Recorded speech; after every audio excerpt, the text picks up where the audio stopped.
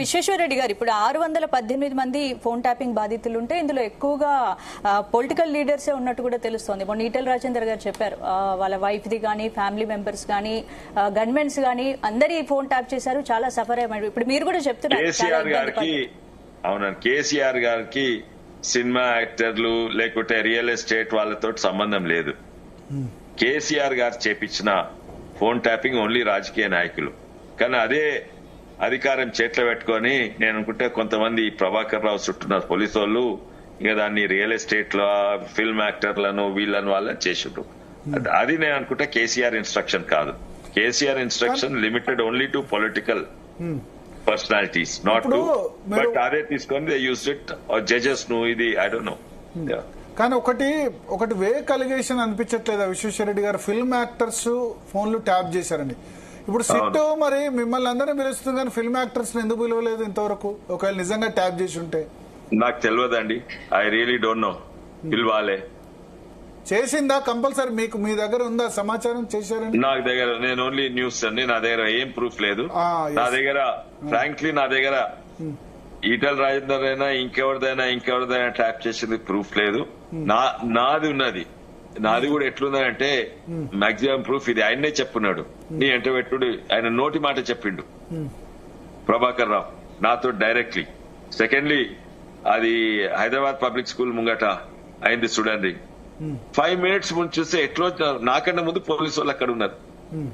ఇంకో వ్యక్తిని కూడా అరేంజ్ చేస్తున్నారు. అదే రోజు అదే ఇద్దరు కలిసిపో గూడూరు నారాయణ రెడ్డి గారు వారు కూడా మేము 5 minutes ముందు మాట్లాడుకొని అనుకుని బేగంపేటలో కలుస్తామంటే అక్కడ వెయిటింగ్ వాళ్ళు పోలీసు వెయిట్ చేస్తున్నారు మాకు. ఓకే ఓకే సార్, ఒకటి ఇప్పుడు సంగీతారెడ్డి గారి ఫోన్ కూడా ట్యాప్ చేశారా? ట్యాపింగ్ లిస్ట్ లో ఉన్నారా ఆమె కూడా? ఎందుకంటే ఆమె అపోలో ప్లస్ ఎలక్షన్స్ నాకు హెల్ప్ చేస్తుంది.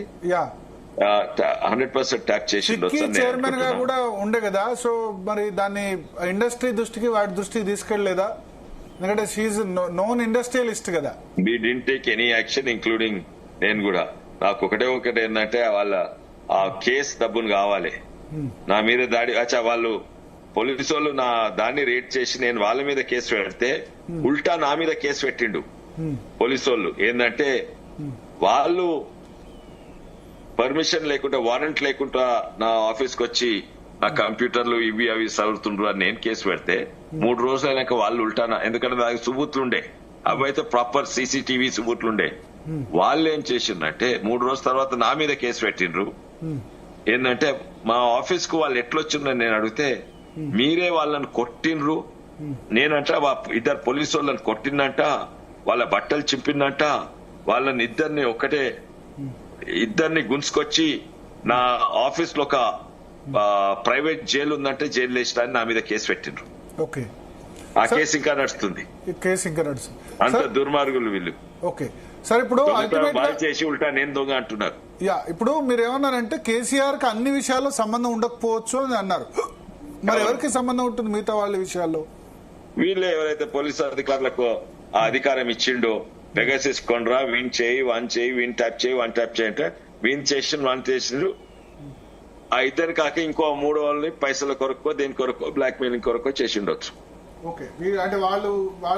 నాకు సుబూత్ లేవు, నేను ఇంటున్నది. నావి మాత్రం అదే సుబూత్లున్నాయి.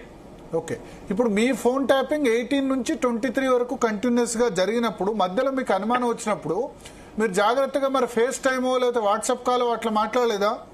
కొన్ని సిగ్నల్ మాట్లాడినాము, కొన్ని చేసినాము, కానీ కష్టము. ఎందుకంటే 10 మందితో మాట్లాడినప్పుడు కంటిన్యూస్, ఎస్పెషల్లీ ఎలక్షన్ టైము వందలాది ఫోన్ కాల్స్ వస్తుంటాయి. అప్పుడప్పుడు మిస్టేక్స్ అవుతాయి. ఇంకోటి అందరూ నేను జాగ్రత్త తీసుకున్నా వేరే వాళ్ళు తీసుకోరు, ఇవి అన్ని ఉంటాయి. అయితే కావాలని జోకింగ్ గా మేము వాళ్ళని అధికారులను తిట్టేది అన్నమాట. అయితే వాళ్ళు వినాలి. ఈ సిగ్గు తప్పినోడు వీడు వాడు ఇచ్చేస్తూ ఫోన్ ట్యాపింగ్ చేస్తున్నారు చూడండి ఇనని వాళ్ళను అని వాళ్ళను. అయితే వాళ్ళకి ఇంటది కొంచెం అసహ్యంగా ఉంటది, కానీ వాళ్ళకి థిక్ స్కిన్ ఫెలోస్, వాళ్ళకి ఏం లేదు. మీరు ప్రభాకర్ రావులు లేకపోతే అధికారులు డైరెక్ట్ గా తిట్టేవాళ్ళు? ఎందుకంటే ట్యాప్ చేస్తుండ్రు వాళ్ళు ఇంటున్నారు తెలుసు నాకు. ఓకే, కానీ ఇప్పుడు ప్రభాకర్ రావు ఏం చెప్తున్నారంటే దీంతో అన్ని విషయాలు కూడా చీఫ్ సెక్రటరీకి డీజీపీకి తెలుసు అని ఆయన చెప్తున్నారు. మీరేమో డైరెక్ట్ గా కేసీఆర్ మీద పెడుతున్నారు. మళ్ళీ అబ్స్కాండింగ్ ఎందుకు? ఇంత భయం ఎందుకు? అబ్స్కాండింగ్ ఎందుకుండే? ఒక ఐపీఎస్ ఆఫీసర్ అబ్స్కాండింగ్ అంటే దేశం తల ఉంచుకోవాలి. తర్వాత ఎందుకు ఆయన ఇది కోర్టుకు పోయి ఆర్డర్ తీసుకురావాలి అంత ఇది ఉంటే ఆయన పోలీస్ అయినా వేరే పోలీసు వాళ్ళని నమ్మరా? ఆయన వేరే పోలీసు రాగానే అరెస్ట్ చేస్తారు అనుకుంటా. అయితే ఇక్కడ కేసీఆర్ ఒక్కడనో లేకపోతే కేటీఆర్ నో బ్లేమ్ చేస్తున్నట్టు అనిపిస్తుంది కానీ అక్కడ ఆ సిస్టమ్ లో ఉన్న పోలీస్ అధికారులు కదా, ఇంటెలిజెన్స్ చీఫ్ అంటే డీజీపీలు, లేకపోతే ఈ రివ్యూ కమిటీ కూడా ఉంటుంది. రివ్యూ కమిటీలో ఉన్న హోంశాఖ ప్రిన్సిపల్ సెక్రటరీలు వాళ్ళ నాలెడ్జ్ లో లేకుండా ఇదంతా జరుగుతుందా? జరిగింది కదా, నాకు తెలిసినంత వరకు జరిగింది. ఎందుకంటే నాకు తెలుసు కేసీఆర్ అడ్మినిస్ట్రేషన్ తెలుసు. ఆయన కాన్ఫిడెంట్, ఆయన నమ్మిన బంటులో పెట్టుకుంటారు. ఐఏఎస్ ఆఫీసర్ అయినా వీళ్ళైనా వాళ్ళైనా. నువ్వు పదవి ఏమున్నా, చిన్న పదవి ఉన్నా పెద్ద పదవి కాదు, చేసేది వీళ్ళతోటే చెప్పించేది. వేరే వాళ్ళకు రిపోర్ట్ చేయని అవసరం లేదు. నాకు డౌట్ ఉంది, పాత డీజీపీ మహేందర్ రెడ్డి గారు ఏదేమైనా కూడా ఆయనకు తెలుసో తెలియదో నాకు డౌట్ ఉంది అది. ఎందుకంటే ఆయనకు తెలియకుండా కూడా చేసిండొచ్చు. మహేందర్ రెడ్డికి తెలియకుండానే జరుగుండొచ్చు. ఎందుకంటే కొంచెం గ్యాప్ వచ్చింది అంటారు కేసీఆర్ కు మహేందర్ రెడ్డికి. ఆ తర్వాత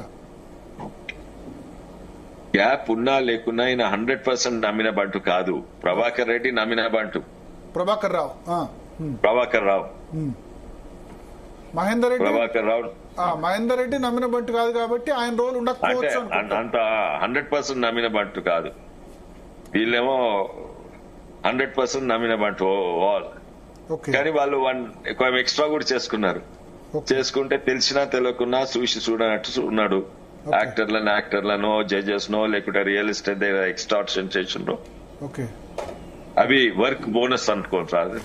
ఈ పని చేసినందుకు అది బోనస్. అంటే ఫైనల్ రియల్ ఎస్టేట్ వాళ్ళ దగ్గర ఎక్స్టార్షన్.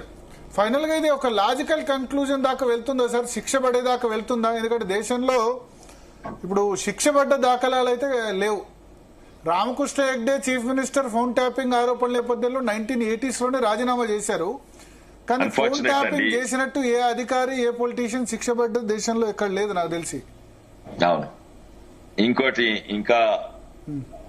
ఇంకా దురదృష్టం ఏంటంటే ఇప్పుడే చెప్పినాము ఐపీఎస్ ఆఫీసరే అబ్స్కాండింగ్ ఉండే. కానీ దానికంటే ఇంకా పెద్ద దురదృష్టం దేశానికి ఏంటంటే ఒక chief justice of India, supreme court of India chief justice, ఆయన మీద ప్రెసిడెంట్ కు ఆరోపణ పెడితే ప్రెసిడెంట్ లా మినిస్టర్ రాస్తే లా మినిస్టర్ డిఓపిటికి ఇచ్చి ఇన్వెస్టిగేట్ చేయమని.